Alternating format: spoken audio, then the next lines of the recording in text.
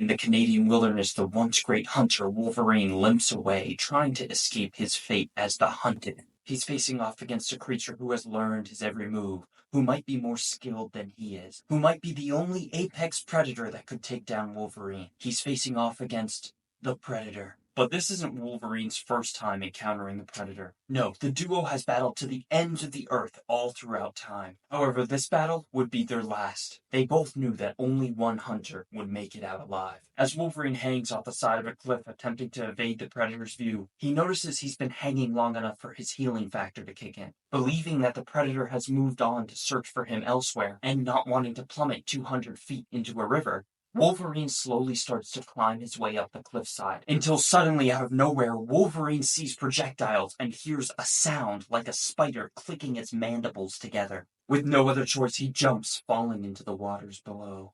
Wolverine tries to stay afloat, but his adamantium bones combined with boulders falling from the cliffside pin him to the bottom of the river. Wolverine awakens in the bottom of the river, trapped underneath the rubble. As his eyes open, he sees through the murky water that the Predator is swimming towards him. He knows that this is his only moment to escape. So he summons his last bit of strength, pops out his claws, and slices both his body and the boulders to pieces. And using the bloody water to mask his heat signature, Wolverine leaves the Predator dumbfounded as to where he went, giving Wolverine just enough time to prepare his own trap.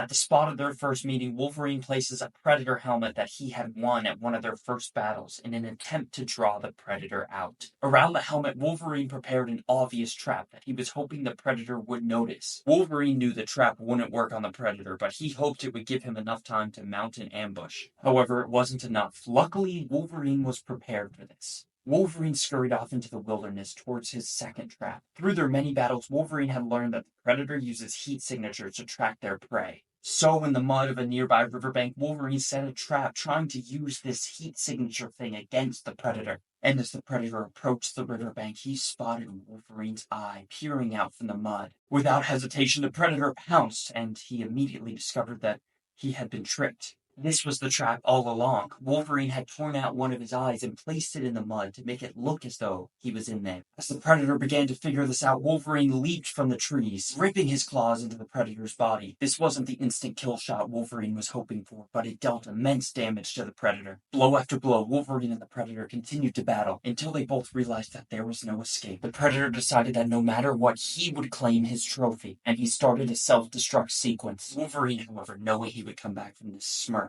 As the bomb exploded, Wolverine thought back to the centuries the duo had been fighting, and he hoped that the Predator died with disappointment in his heart.